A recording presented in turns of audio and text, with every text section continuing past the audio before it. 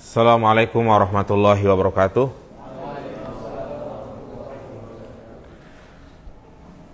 Innal hamdalillah nahmaduhu wa nasta'inuhu wa nastaghfiruh wa na'udzu billahi min shururi anfusina wa min sayyiati a'malina. May yahdihillahu fala mudilla lahu wa may yudlil fala hadiyalah. Asyhadu an la ilaha illallah wahdahu la syarikalah wa asyhadu anna Muhammadan abduhu wa rasuluhu la nabiyya ba'dah. Allahumma salli ala Muhammad wa ala ali Muhammad.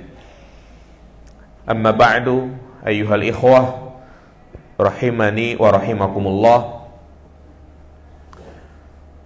Tidak terasa hari ini kita berada di tanggal 22 Sya'ban.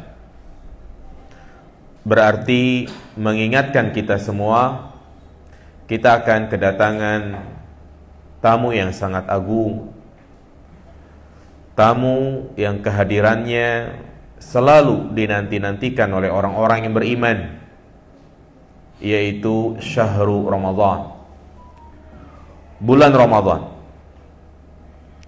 yang ia adalah bulan Mubarak, Syahrul Mubarak, bulan yang penuh dengan keberkahan. Syahrul Fadail, bulan yang penuh dengan keutamaan-keutamaan dan keistimewaan. Syahrul Maghfirah, bulan ampunan. Syahru Mudafa'atil Amal, bulan dilipat gandakannya amal.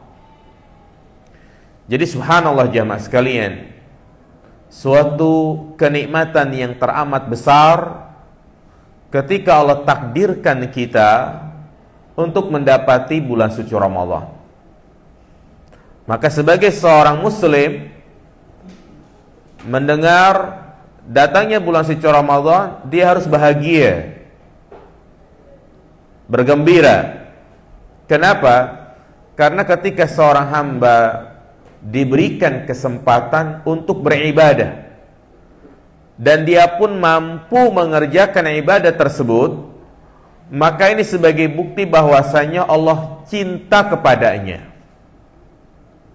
Inilah kegembiraan yang hakiki jamaah, yakni bergembira tatkala Allah berikan kemudahan kepada kita untuk beribadah kepadanya.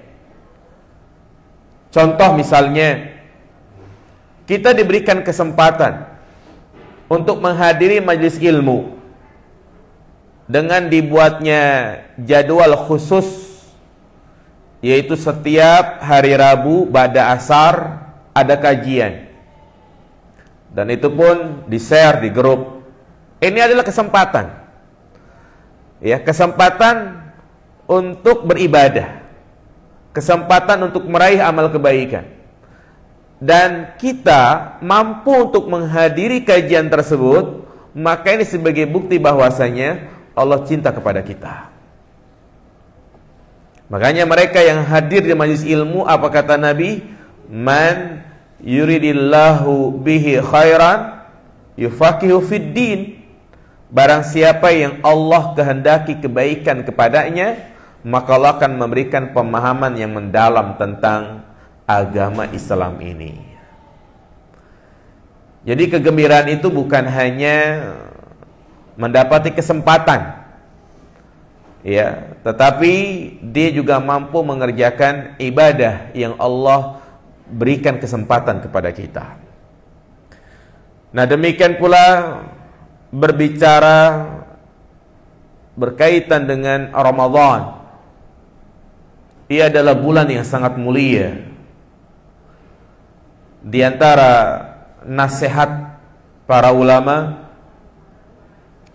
ketika mereka mendapati bulan Ramadan, mereka mengatakan apa? Jadikanlah Ramadan tersebut sebagai Ramadan terakhirmu. Iya. Jadi seminggu lagi kita akan mendapati bulan Ramadan insyaallah.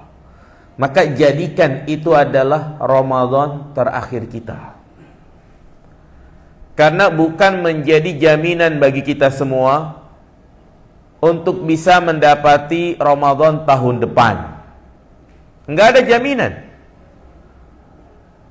Betapa banyak saudara-saudara kita setahun yang lalu, 2 tahun yang lalu masih puasa bareng dengan kita, masih tarawih bersama, tapi sekarang mereka tidak mampu lagi.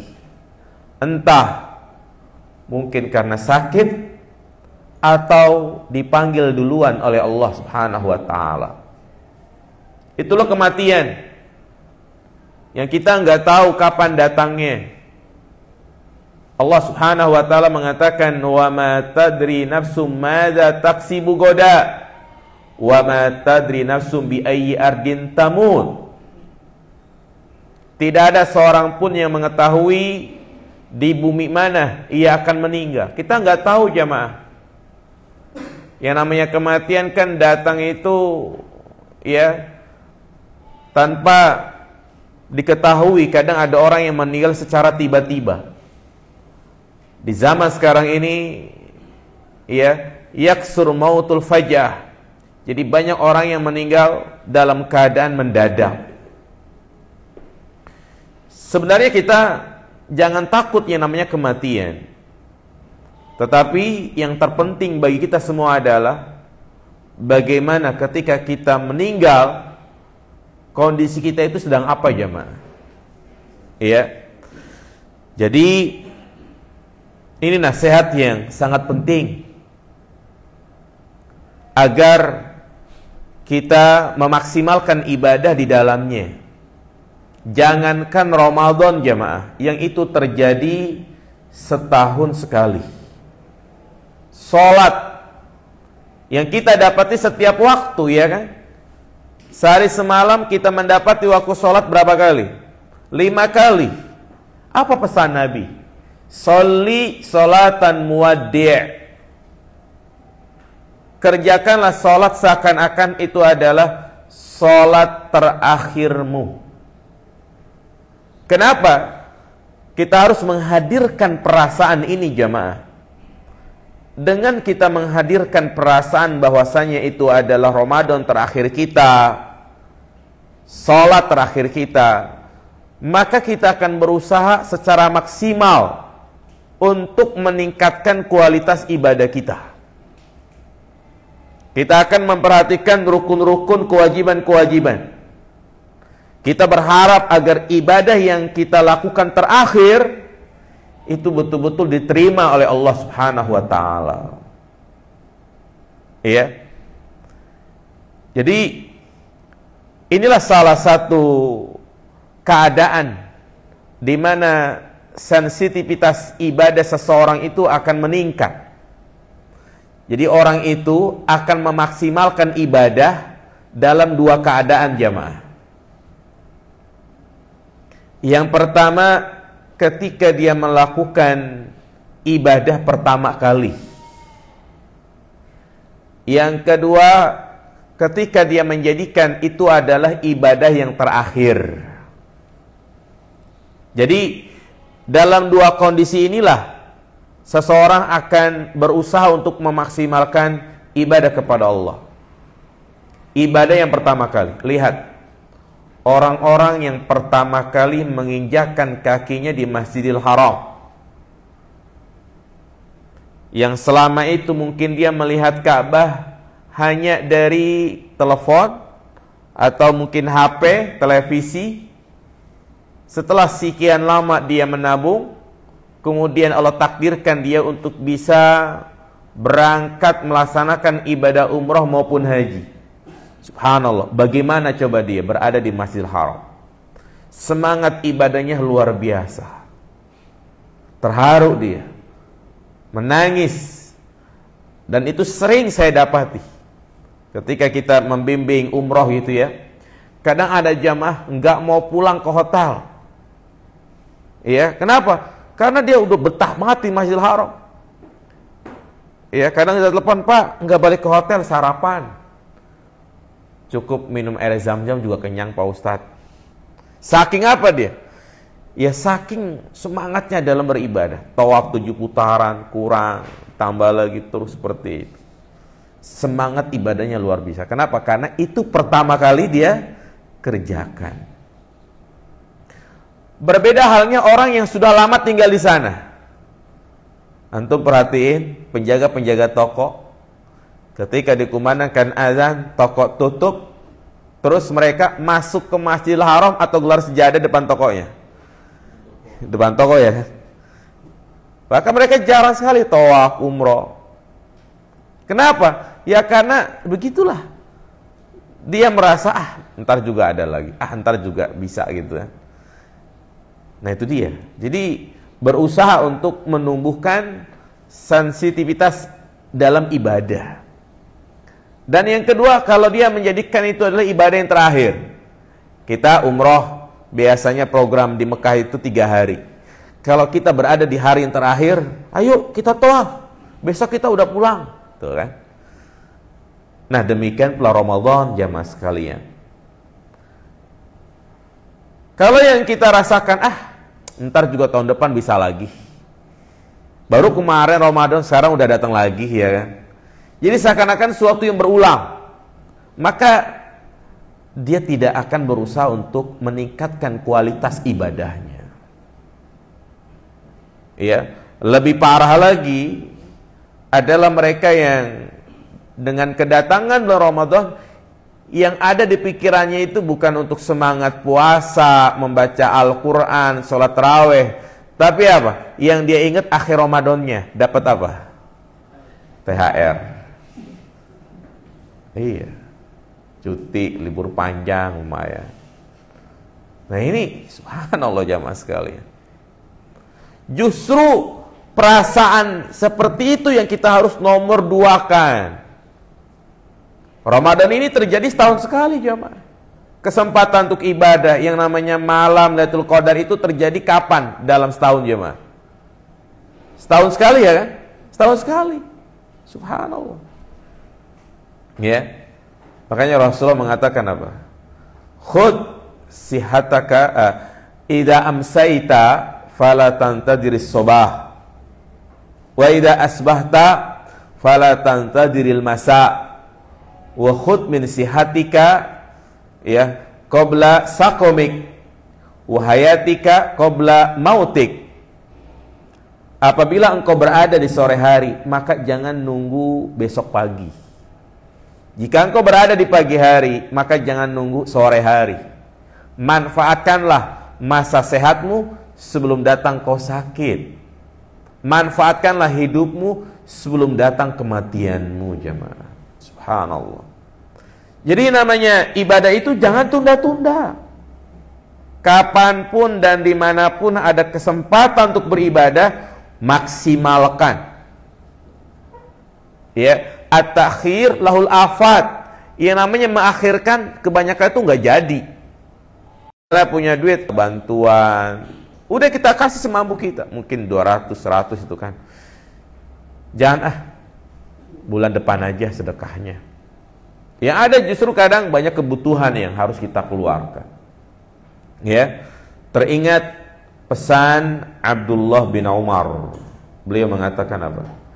I'mal lidunyaka ka'annaka ta'ishu abada wa'mal li akhiratika ka'annaka tamutu goda. Lakukanlah untuk duniamu seakan-akan kau hidup. Harus seperti itu dalam urusan apa? Dunia. Jadi kita nomor 2-kan. Beda dengan urusan akhirat. Jangan kita tunda-tunda. Nanti aja, nanti ini, nanti.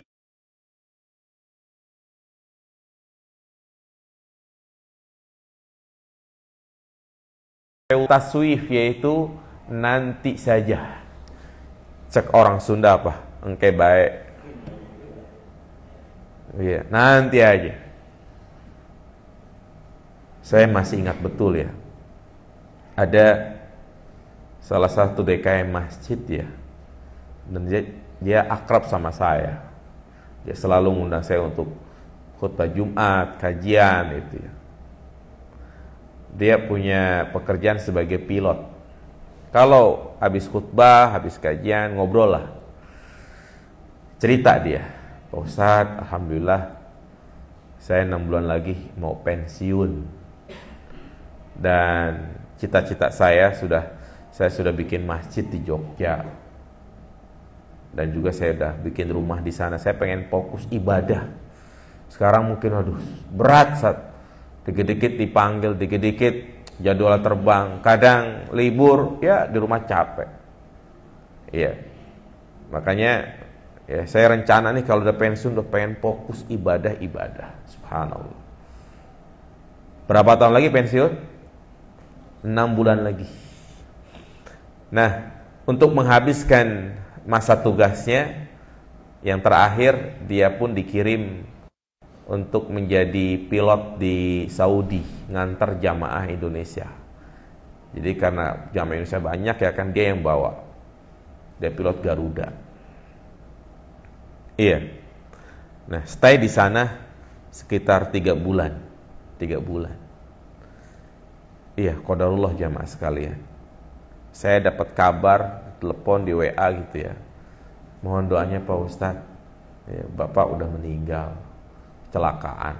Dan itu sempat viral itu di mana? Di media ya. Ya, jadi meninggal di Madinah. Lagi nyebrang meninggal. Subhanallah, di situ saya selalu terngiang-ngiang ucapannya. Ya, dia pengen fokus ibadah setelah apa? Pensiun. Tapi ya qadarullah Allah panggil duluan. Coba gitu. Ya. Tidak bisa maksimal untuk beribadah. Ya walaupun dengan niatnya itu insya Allah terima amal ibadahnya, ya kan. Nah cuman kan jangan sampai kita seperti itu. Nanti akhirnya apa? Meninggal. Banyak orang kayak begitu. Ya nanti ajalah kajiannya Sabtu Minggu pas libur. Sabtu Minggu akhirnya apa? Banyak kondangan. Pengen sedekah, aduh, buat ini, buat itu, ya kan.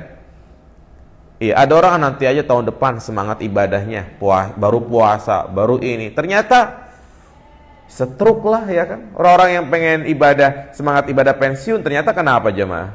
Stroke, penyakit. Nah ini dia. Jadi jangan sampai kita seperti itu jemaah. I'mal li akhiratika ka'annaka tamutu goda. Lakukan untuk akhiratmu seakan-akan kau mati besok. Maka mumpung masih lagi harus ada persiapan agar Ramadan yang akan kita lalui betul-betul berfaedah. Jangan sampai kita termasuk ke dalam hadis Nabi SAW, sakula abdun dakhala alaihi Ramadan wa kharaja minhu falam yukfal lahu. Celakalah bagi seorang hamba yang dia memasuki bulan suci Ramadan kemudian keluar darinya tapi dia tidak mendapatkan ampunan. Itulah mereka yang memasuki bulan Ramadan lewat begitu saja, hanya ikut-ikutan. Jadi butuh apa jemaah? Persiapan. Antum kalau ada acara besar persiapan enggak? Persiapan, logistiknya, tempatnya, sarananya dipersiapkan. Nah demikian pula Ramadan, inilah tamu yang sangat agung, tamu yang sangat mulia, yang kita harus mempersiapkan segala-galanya agar keutamaan Ramadan dapat kita peroleh. Ya, maka yang pertama nih jamaah sekalian, ada 4 persiapan ya. Atau 4 ya. Yang pertama, mulai sekarang banyak-banyak berdoa. Berdoa. Doa adalah ibadah yang sangat agung. Jangan sampai sehari itu kita nggak berdoa. Orang yang nggak pernah berdoa, berdoanya jarang, hatinya itu sudah mati ya mas sekalian. Betul. Kenapa saya katakan seperti itu? Berarti tidak ada tauhid di dalam hatinya. Artinya penyandaran tawakalnya kepada Allah itu kurang. Makanya Nabi mengatakan malam yad'ullaha ghadiballahu alaihi, barang siapa yang tidak berdoa maka Allah murka kepadanya. Doa kedepankan. Doa itu yang pertama, bukan yang terakhir. Ketika kita sudah mendapati jalan buntu, ya kan, udah nggak bisa apa-apa, baru doa. Tidak, di awal, di pertengahan, dan di akhir banyak-banyak berdoa. Ya, deteksi hati kita. Kalau kita nggak pernah berdoa, mati tuh hatinya. Nah, ya, dan yang namanya berdoa, jangan hanya meminta kebaikan dunia saja. Kadang yang kita minta apa? Ya Allah, naikkanlah gajiku. Ya Allah, lancarkanlah usahaku. Ya Allah, segerakanlah jodohku yang cantik, yang kaya. Ya. Ya Allah, ya mudahkanlah aku untuk beli motor Aerox, ya Allah. Ya, anak muda sekarang meminta ya Aerox, ya kan. Iya. Ya Allah, ya. Saya cinta banget sama seorang wanita, jadikanlah jodohku. Itu mau diminta. Ya bagus, ya kan. Ya memang segala hal apa yang kita inginkan minta sama Allah. Tapi pernah nggak antum berdoa, ya Allah, sampaikanlah aku ke bulan Ramadan? Jujur, pernah nggak antum minta kayak gitu? Jawab masing-masing aja. Subhanallah. Ya, pernah nggak antum berdoa, ya Allah, terimalah amal ibadahku. Ya Allah, masukkanlah aku ke dalam surgamu yang penuh dengan kenikmatan. Ya Allah, mudahkanlah aku untuk melewati as-sirat. Pernah nggak doa kayak begitu jamaah? Ya, kalau pernah alhamdulillah. Tapi kalau belum, wah, ada sesuatu dalam hati kita. Nah, ini momen yang penting jamaah berdoa. Apa kata para ulama jamaah sekalian tentang ulama-ulama terdahulu? Mu'ala bin Al-Fadl mengatakan, kanu yad'una rabbahum sittata ashur ayyuballighahum Ramadan wa yad'una rabbahum sittata ashur ayyataqabbala minhum. Dahulu ulama-ulama salaf mereka berdoa 6 bulan agar disampaikan kepada Ramadan.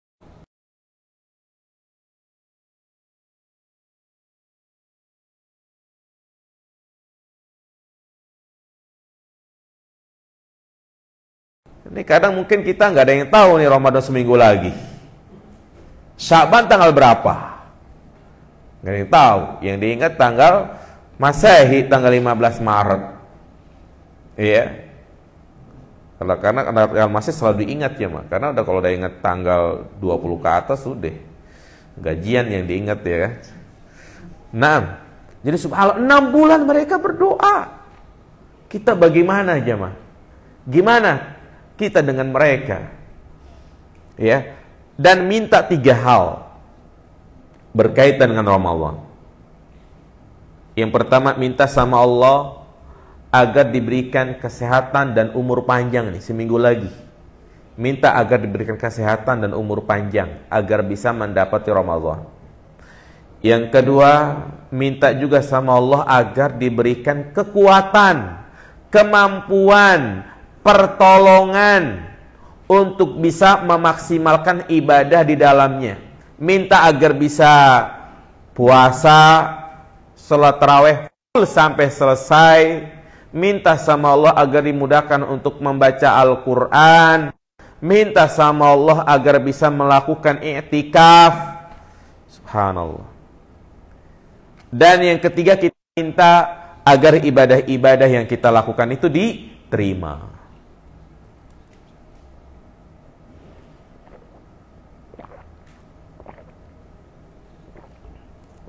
Iya.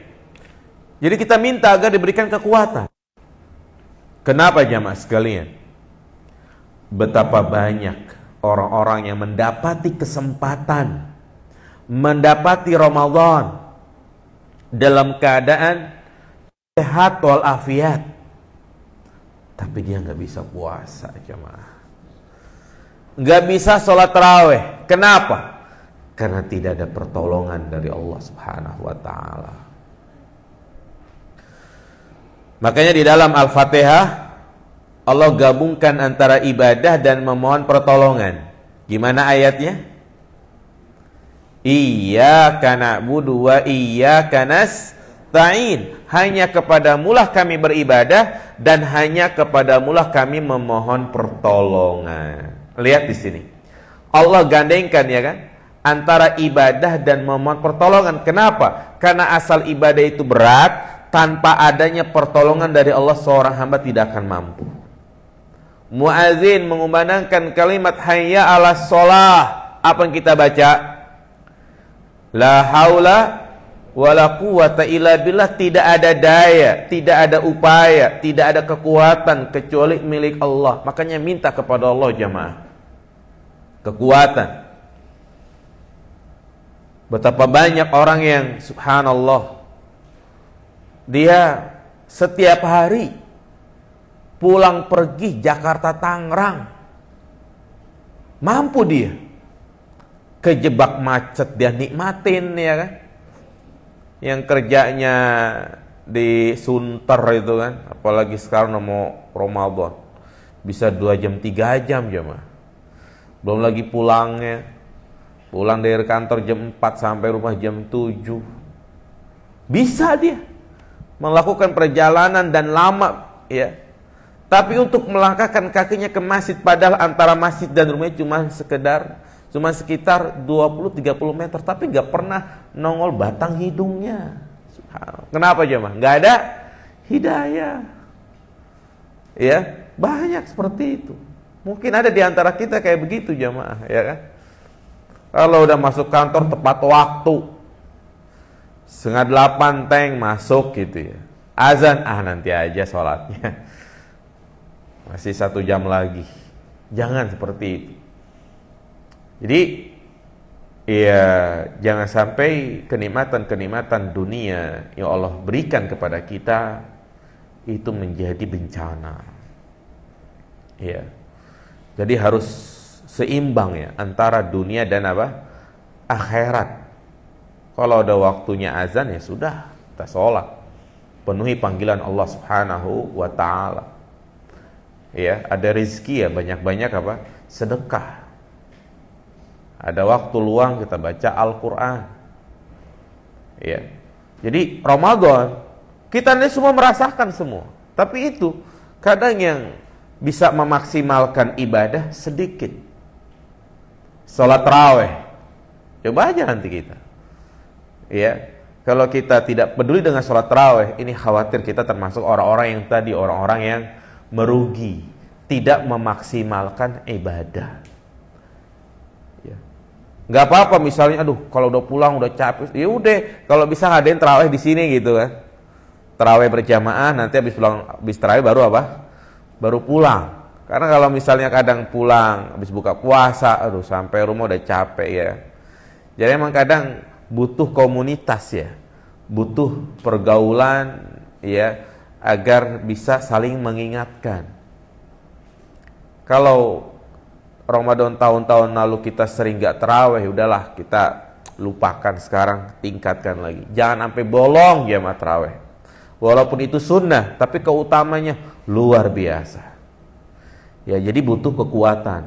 Makanya doa minta Allahumma a'inni ala zikrika wa syukrika wa husni ibadatik. Ya Allah, tolonglah aku untuk bisa selalu mengingatmu, untuk bisa bersyukur kepadamu dan memperbaiki ibadahku kepadamu. Kemudian persiapan yang kedua adalah ilmu. Berbekal dengan ilmu. Ini bekal yang sangat penting. Ya. Bukan berbekal logistik, itu mah gampang. Telur, minyak goreng, gampang. Walaupun kita nggak persiapan di rumah juga, tinggal keluar rumah ada warung 24 jam. Warung Madura. Iya, nggak sempet masak, dia tinggal ke warteg Bahari. Berapa jam buka? 24 jam ya kan? Gampang.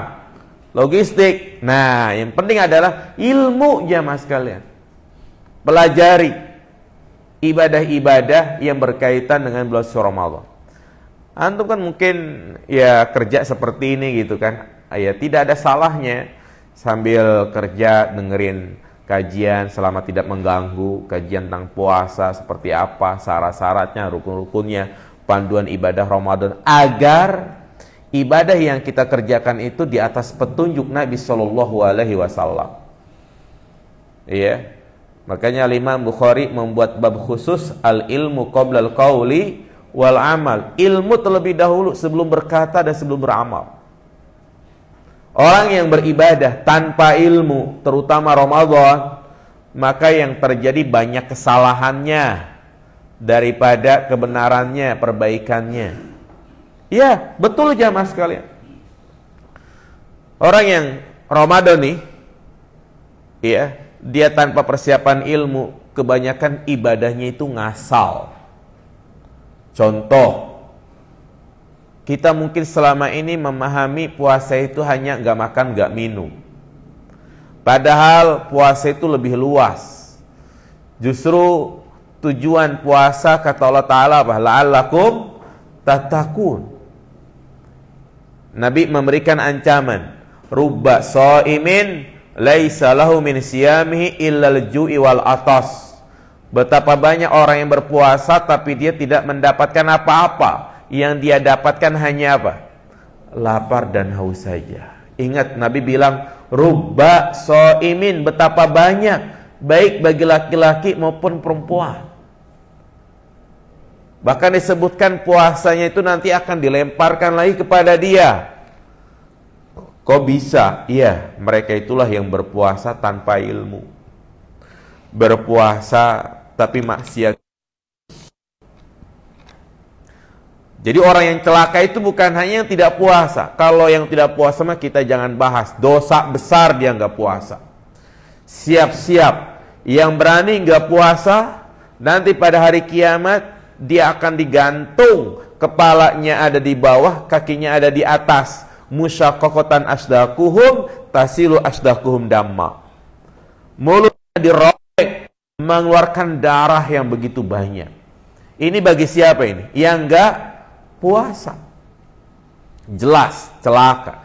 Nah, tapi ada juga yang puasa enggak diterima puasanya.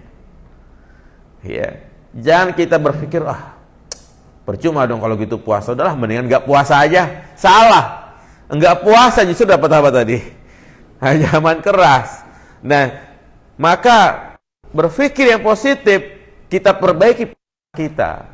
Jadi hakikat puasa itu dia harus menjaga seluruh anggota tubuhnya dari melakukan kemaksiatan. Tinggalkan maksiat, jamaah. Ya. Percuma dia puasa tapi enggak sholat. Ini kadang ada orang yang seperti itu jamaah sekalian. Puasa tapi enggak sholat. Imma kasusnya adalah malam dijadiin siang, siang dijadiin malam. Habis sahur langsung apa? Tidur. Bangun jam 9, jam 10. Baru dia sholat apa itu? Sholat subuh. Sah nggak sholat subuh jam segitu jamaah? Ya kalau setiap hari ya nggak sah, nggak boleh. Ya, bangun tidur, bukannya baca Al-Quran, dia ngempanin burung. Ya, dia ngurusin peliharaannya. Dia mancing lah. Habis itu lanjut jam 11 tidur lagi. Bangun-bangun menjelang maghrib. Enak banget puasa begitu ya. Insyaallah. Iya. Puasa tapi enggak apa dia? Enggak sholat, sia-sia puasanya. Apalagi kalau udah acara bukber nih ntar nih. Minggu pertama ya bukber alumni SMA. Bukber kedua alumni SMP. Bukber ketiga alumni TK PAUD. Subhanallah. Ya boleh tapi jangan sampai habis buka puasa bubar pulang masing-masing, nggak pada sholat apa? Nggak sholat maghrib, nggak taraweh. Ya, yang lebih parah lagi buka puasa ketemu mantan. ganti tukar nomor. Ya Allah, ini makanya ya kalau antum misalnya bakal tahu nih, waduh bukber bakal ketemu dia nih, antum sudah beristri gitu kan, jangan datang, kasihan istri antum. Ya, ini banyak terjadi perselingkuhan ya, acara-acara reunian. Ngeri ya mas kalian. Fitnah wanita itu luar biasa. Iya. Pikir-pikir panjang lah. Kesian anak, kesian istri ya kan. Ya, kalau mau serius, serius. Cari yang janda sekalian. Kalau punya suami deketin. Ya. Ini buat main-main doang. Banyak kayak begitu jamaah. Ya. Jadi intinya percuma puasa tapi maksiat jalan terus. Puasa tapi matanya jelalatan. Dari pagi sampai sore TV terus dia perhatiin. Ya, buka-buka video-video yang nggak bener lah. Ya kalau misalnya kita lagi nonton YouTube ada iklan perempuan, ya udah kebawain dikit jamaah. Jadi pelototin gitu kan. Ya. Ya percuma kita puasa tapi mata kita jelalatan. Berusaha untuk menghindari. Ngabuburit lagi. Kalau mau beli takjil silahkan. Habis dapat takjil udah pulang. Jangan nongkrong. Liatin perempuan, godain. Ya, cuci mata katanya. Itu kebiasaan kita kan. Kalau sore ngabuburit, kalau siang apa, pagi apa? Ngabeberang. Iya. Puasa tapi bohong. Puasa tapi manipulasi data. Puasa tapi bertindak korupsi. Nah ini hati-hati nih, hal-hal kayak begitu hindari. Puasa tapi gibah. Gibahin bos antum. Pelit banget kita nggak dikasih THR ya, THR dikit banget. Gibah. Gibah tuh masuk jamaah. Ya, jadi hal-hal yang berbau maksiat tinggalkan. 6. Iya, makanya Rasulullah mengatakan apa? Malam yada qaula zuri wal amala bih, falaisa lillahi hajatun ayyada ta'amahu wa syarabahu.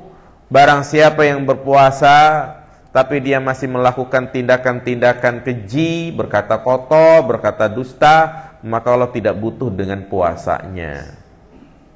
Ya, ini karena nggak punya apa? Ilmu. Ada lagi orang yang berpuasa karena nggak punya ilmu, yaitu memahami ya batas makan sahur adalah imsak. Bukan imsak ya mas kalian. Imsak itu hanya mungkin sebagai pengingat 10 menit lagi azan subuh. Justru waktu imsak adalah waktu yang paling utama untuk makan sahur. Makan sahur Nabi itu seukuran setengah jam. Jadi kalau sekarang azan subuh 4:30, sahurnya jam berapa? Jam 4. Itu yang utama. Walaupun di luar sana orang pada gegeroan imsak, masih boleh makan, masih boleh minum, nggak apa-apa jemaah. Ya, jadi batasannya azan subuh.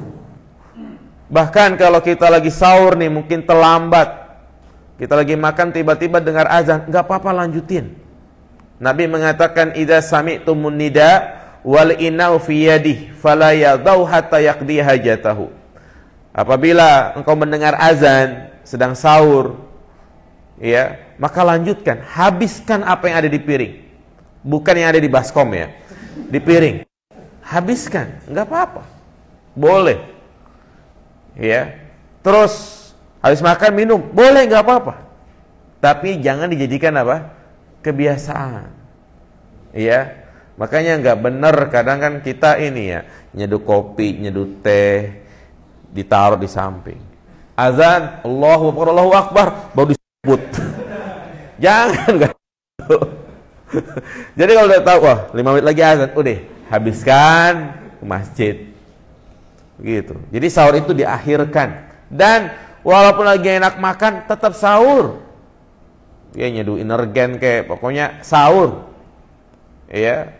Dan kalau memang kita nggak semangat sahur, ya udah sebelum tidur, ya kita nyiapin buat sahur yang makanannya itu membuat kita semangat begitu kan.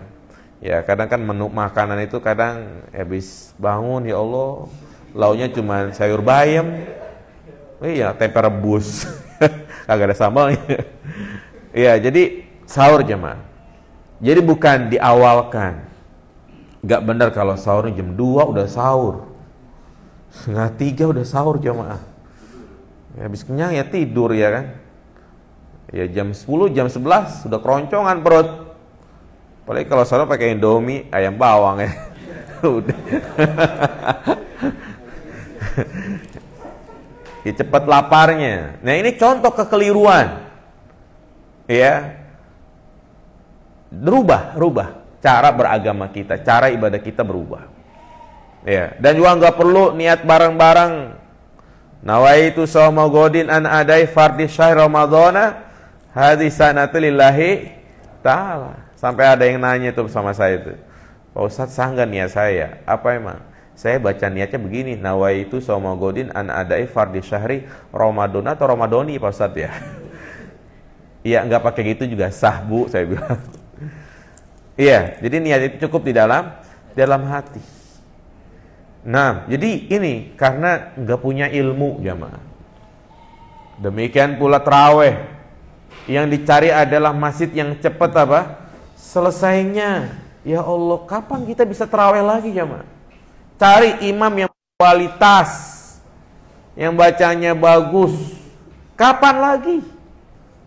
Ya, toh jeda waktunya pun nggak begitu lama jamaah sekalian. Ini kita cari masjid yang cepat selesainya, kadang 21 rakaat lebih cepat dari yang 8 rakaat.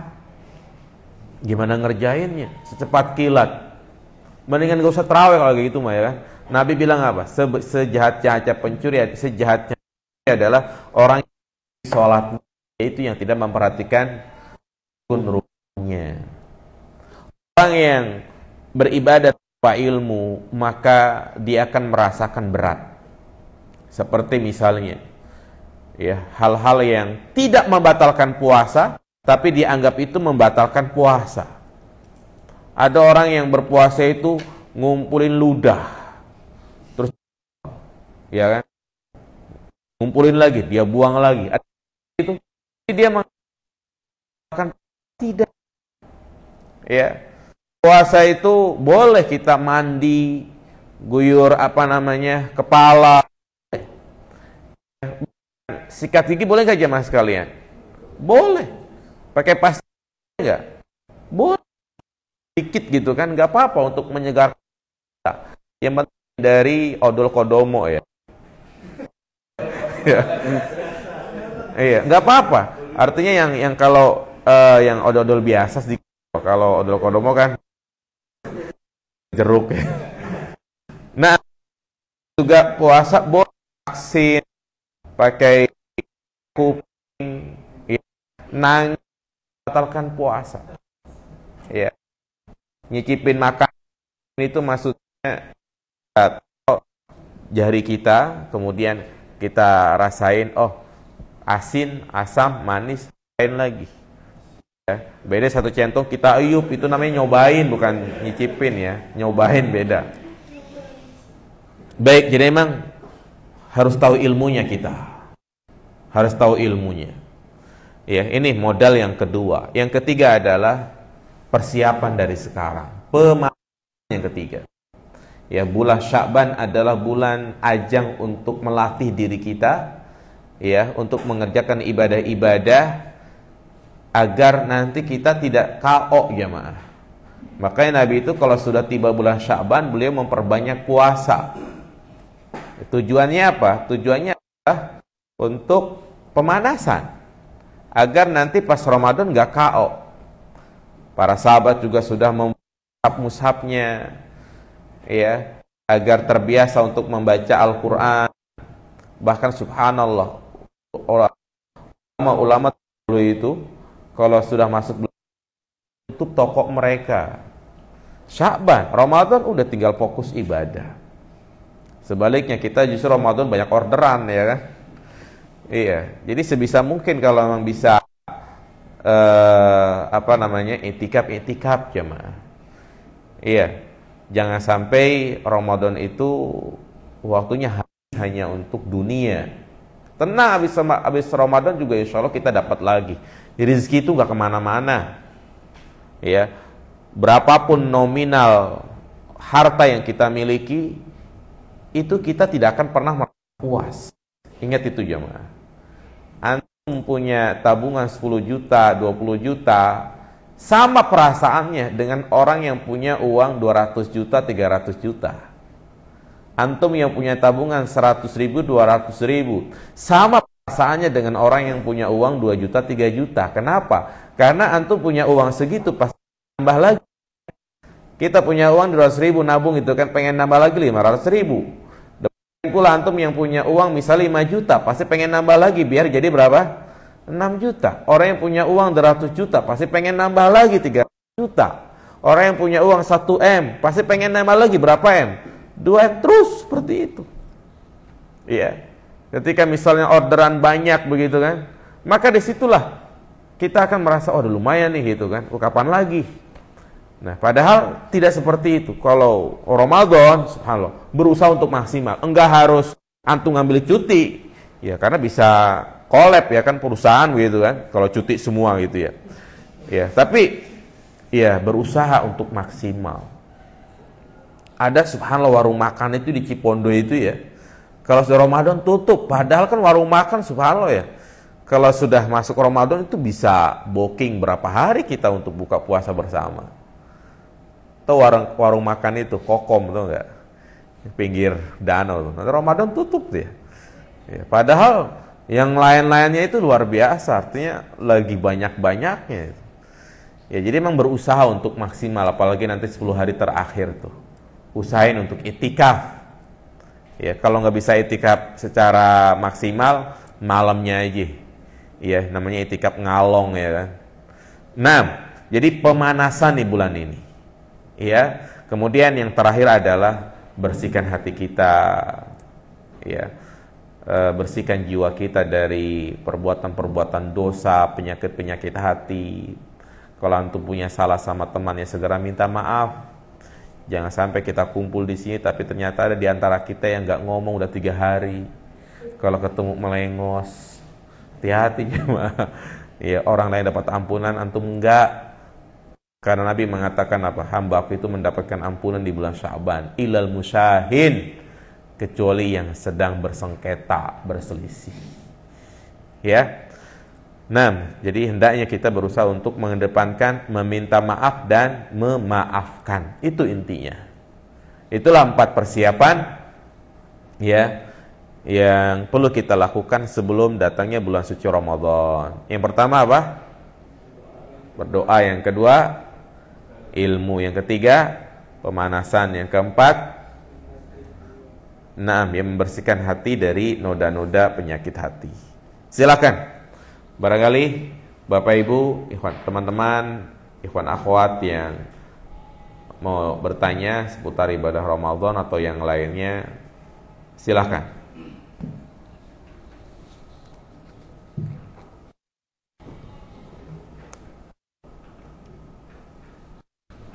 Assalamualaikum warahmatullahi wabarakatuh. Aku mau bertanya, bagaimana hukumnya pengendara kesehatan dilakukan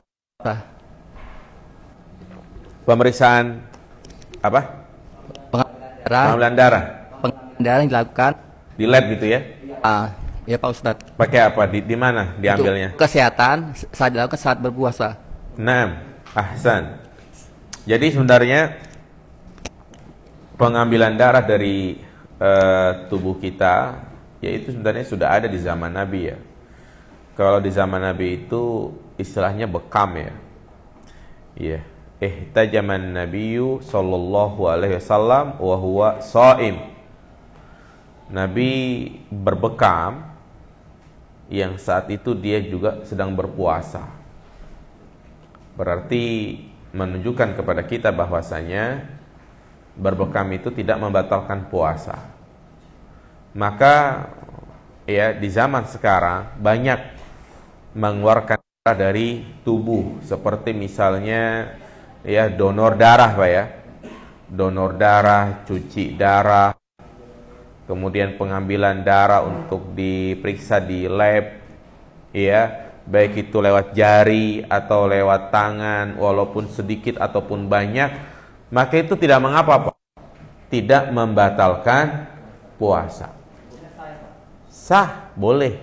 Mimisan juga tidak membatalkan puasa. Mimisan, ya, kalau misalnya lagi puasa keluar darah dari hidung, tidak membatalkan puasa. Ya, karena untuk mengatakan itu membatalkan puasa, maka perlu dalil, gitu. Ya, sehingga kita kembali kepada hukum asalnya. Jelas, Pak? Nah, ada lagi? Silahkan. Ada pertanyaan?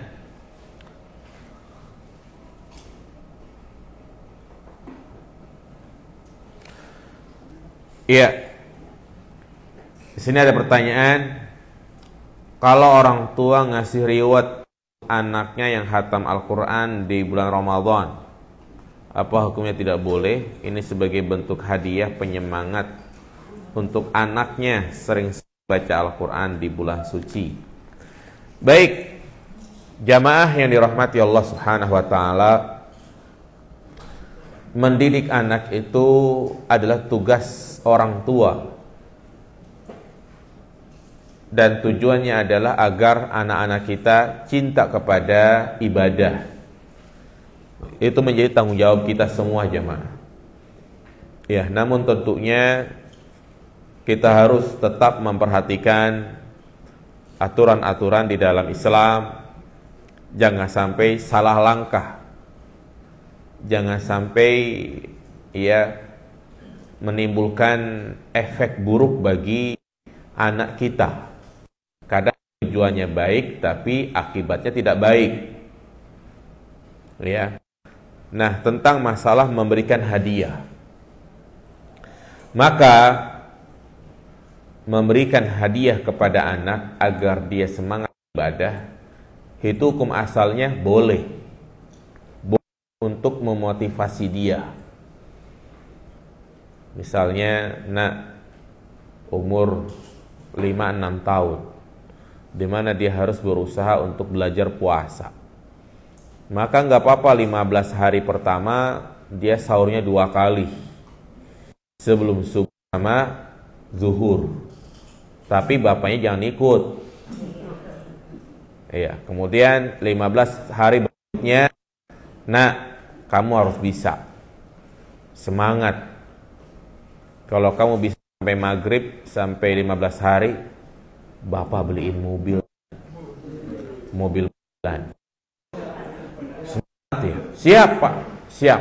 Dan siap. Udah, nggak apa-apa. Sesekali nggak apa-apa. Nah, depan, ketika tahun kemarin dia berhasil puasa sebulan, maka jangan diiming-imingi hadiah lagi, karena khawatir dia tidak ikhlas tuh. Ini nih kadang nih, ya. Jadi mengajarkan anak-anak kita agar ikhlas, yaitu jangan dia beribadah untuk mengharapkan hadiah. Jadi evaluasinya, nak, kamu bisa, kok nggak bisa? Kemarin tahun depan tahun lalu bisa puasa sebulan penuh. Berarti kamu bisa sekarang. Ayo loh, kalau kamu nggak puasa, ini ancamannya ini, digantung kamu nanti pada hari kiamat. Bapak nggak bisa nolong tuh. Jadi berikan motivasi seperti itu. Ya, kalau dia misalnya sakit, ya sudah, nggak apa-apa. Dia jebol, nggak apa-apa. Ya, jadi, demikian pula membaca Al-Quran. Jadi kalau sesekali nggak apa-apa. Kalau terus-terusan, ini khawatir mengajarkan dia tidak tidak ikhlas. Kan nggak boleh kita ibadah nggak ikhlas, ya kan? Ya, ini makanya di antara orang yang merugi adalah orang yang berpuasa tidak ikhlas. Contohnya ini, berpuasa tapi mengharapkan hadiah. Iya, beribadah tapi takut gaji dikurangin kalau nggak ibadah. Hadir kajian wajib, kalau nggak hadir nggak dapat bonus. Jadi kajiannya hanya mengharapkan bonus. Nah, ini kalau terus-terusan tidak boleh. Ya, atau dia berpuasa, sebelumnya nggak puasa, tapi karena dia pas nginep di rumah ibu mertuanya, Masa nggak turun sahur ya kan? Nggak enak. Akhirnya ikut apa? Sahur puasa. Nah ini jadi itu Bu ya. Kalau sesekali jangan terlalu sering karena ini akan membuat dia tidak ikhlas. Ketika sholat tarawih asalnya untuk perempuan di rumah atau di masjid ya Ustadz. Jika ke masjid, bagaimana jika kondisinya kita jadi makmum sholat tarawih yang terlalu terburu-buru, baik gerakan bacaan, mohon arahannya. Rasulullah mengatakan, wa khairuhunna fi buyutihinna, sebaik-baik wanita sholatnya itu di mana? Di rumah. Di rumah itu yang paling baik sudah. Tarawih semuanya di rumah. Iya. Tapi boleh-boleh saja dia sholatnya di masjid. Mungkin karena di rumah banyak godaan, dikit-dikit mau lihat HP, dikit-dikit ada sinetron, ya kan? Maka nggak apa-apa dia ke masjid. Yang penting, ya dia bisa mengkondisikan dirinya. Jangan sampai dia terfitnah atau orang lain yang kalau ngelihat dia terfitnah. Ya kalau dia ke masjid, ya selalu digodain sama seorang laki-laki, maka nggak usah ke masjid. Berarti kehadiran dia di masjid membuat laki-laki apa? Terfitnah. Ya, apalagi di sini dijelaskan sholatnya terburu-buru, ya sudah nggak usah ke masjid, mendingan di rumah atau cari masjid yang bagus imamnya, bacaannya, nggak pakai kultum segala, bikin lama ya kan. Kadang orang kultum ya begitu, ngawur, ya kultum bahas politik, ayo tahun 2024 ganti presiden lah, di masjid ya kampanye. Ya kan, disuruh kuliah 7 menit jadi kuliah terserah antum, kultum. Ya kan. Mendingan di rumah kayak begini. Ya kalau di sini sih mungkin saya rekomendasikan ya bisa yang terdekat di Masjid Pramita, itu Masjid Anur Pramita itu enak tuh imamnya tuh. Ya Ustadz Wijaya tuh. Jadi yang dekat ya nggak apa-apa. Bacanya juga bagus, khusyuk ya, atau kalau di Bonang itu ada Masjid Imam Syafi'i, ya kan. Ya biarin orang pada selesai jam 8, kita jam 9 baru selesai gitu kan. Ya kapan lagi kita merasakan Ramadan jamaah sekalian. Ya. Jadi seperti itu. Nah, ada lagi? Tadi yang apa namanya Ustaz, kalau misalnya udah terlanjur di masjid itu ada tarawihnya gitu ya. Tarawih. Lebih baik kita tetap di situ atau kita pulang terus sholat tarawih sendiri di rumah? Maksud di dekat rumah? Ada kultumnya, maksudnya ada kultumnya tadi ya. Ada kultumnya? Di antara Isya dengan tarawih itu kan biasanya ada kultumnya tuh. Nah, dan apakah hukum asal dari si kultum di antara dua sholat tadi itu seperti apa Ustaz? iya. Jadi sebenarnya kultum itu ya kalau itu dijadikan sebagai rutinitas ini nggak boleh ya. Ini mengkhususkan ceramah, apalagi kalau isi ceramahnya mau udah begitu-begitu aja, ya udah gitu apa namanya lama. Maka kedepannya jangan sholat di situ. Kenapa? Karena kalau antum misalnya ngambil langkah pas kultum pulang, kadang kan tarawihnya itu mungkin kultumnya itu antara tarawih dan witir ya. Pulang witir di rumah, kita khawatir nggak dapat keutamaan sholat semalaman suntuk karena pulang duluan ya kan. Nah kita di situ aja juga nggak enak. Atau yang kedua kita pas lejak kultum ya keluar nanti bakal jadi ocehan orang ya kan. Lebih baik kita cari masjid yang nggak ada kultumnya, ya kan. Ya tapi kalau misalnya terjadi misalnya dekat rumah gitu ya, ya sudah pas kultum mungkin antum keluar nanti pas sholat witir ya masuk lagi begitu. Jadi jangan witir di luar, witir di rumah karena kita tidak akan mendapatkan keutamaan apa itu? Sholat semalaman suntuk. Begitu maksudnya. Nah, Ustaz, iya gimana? kan kalau di antara sholat taraweh gitu ya, itu kan ada beberapa masjid yang ada bacaan-bacaannya gitu ya. Ane juga lupa bacaannya apa gitu. Sholat sunnat tarawih rahimakumullah. Iya kayak gitu. Nah itu gimana? hal itu kan banyak di masyarakat kita, Iya. gitu ya.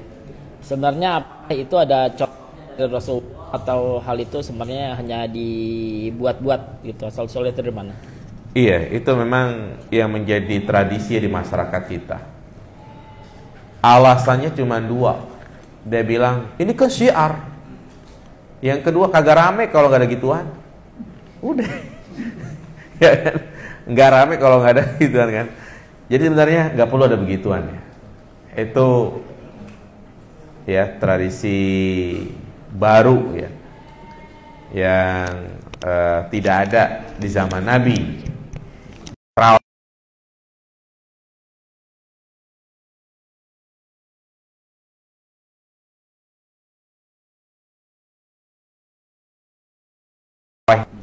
Mau ngopi-ngopi, mau nyemil-nyemil begitu silahkan.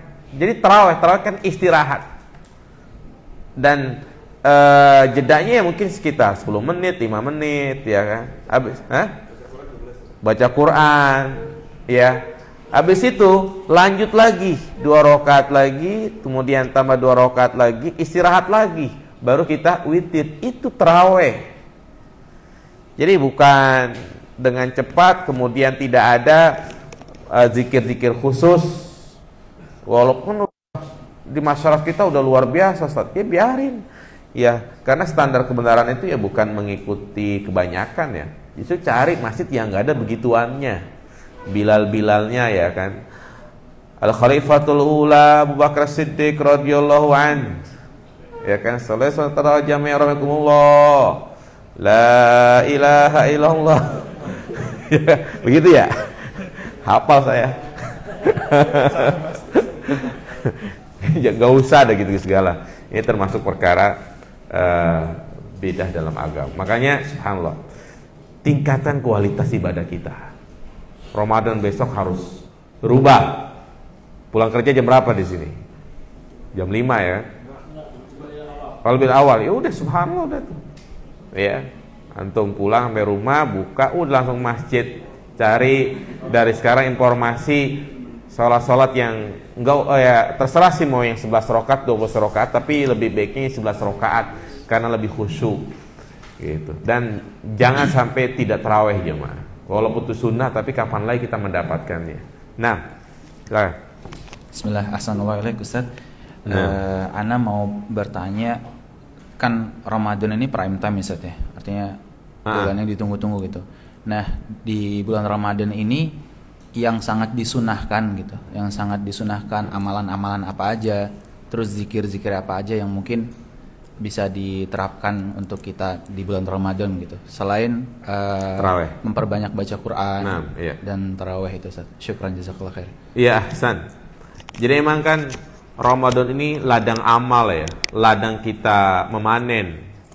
Dikatakan oleh para ulama, Rajab bulan menanam, Sya'ban bulan menyiram, Ramadan bulan memanen. Jadi panen pahala nih. Maka kita berlomba-lomba untuk melakukan amal soleh, yang wajib maupun yang sunnah. Yang wajib ya sholat 5 waktu, kemudian puasa Ramadan, zakatul fitr, itu yang wajib. Yang sunnah pun banyak. Selain tarawih, juga membaca Al-Quran, dan kalau bisa perbanyak baca Al-Quran jemaah. Untuk mentadaburi mungkin nanti aja, yang penting kita punya target sehari 1 juz ya, sehingga selesai Ramadan kita hatam 1 kali. Kalau mau tingkatin 2 kali hatam ya silahkan, berarti 1 hari berapa? Ya target sehari 1 juz, dan gak harus kita baca 1 juz, jenuh, bagi-bagi. Misalnya habis 5 ayat, habis zuhur 5 ayat, habis asar 5 ayat, dapat gak 1 juz ya ma? Dapat gak 1 juz 1 hari kalau habis sholat 5 ayat? Ya gak dapat ya kan? Maka tambah lagi, berarti selesai sholat ya mungkin 2 lembar, 2 lembar, 2 lembar, 2 lembar paling berapa kita baca ya kan? Paling 10 menit, 15 menit ya kan? Ya baca pelan-pelan, jangan cepet-cepet. Terus kalau nggak bisa baca Al-Quran gimana saat masih alif-alifan, masih Iqra jilid 1, ya ngaji dari sekarang. Makanya kan ini perlu jamaah sekalian untuk belajar tahsin. Kalau memang masih Iqra, udah sekarang kan banyak YouTube tuh, setel murotal dari awal Al-Baqarah sambil dengerin, disimak, ikutin, begitu caranya ya. Nah, jadi luas dalam masalah ini. Terus juga di antara amalan sunnah yang sangat adalah memperbanyak sedekah, terutama memberikan makan untuk orang yang berbuka puasa. Alhamdulillah di masyarakat kita tradisinya itu ya biasanya gonta-ganti ya kan, hari ini keluarga ini tuh bagus ya untuk menyiapkan takjil. Ya baik kita berikan berupa uang ke panitia, nanti diberikan ini atau makanan langsung. Ini sedekah yang paling utama. Ya itu. Cukup jamaah, udah maghrib. Demikian, semoga kita semua diberikan kesehatan, umur panjang, dan bisa beribadah di bulan suci Ramadan. Karena insya Allah mungkin kalau nggak Rabu, ya Kamis ya, seminggu dari sekarang. Ya. Demikian, subhanakallahumma bihamdika asyhadu an la ilaha illa anta astaghfiruka wa atubu ilaik.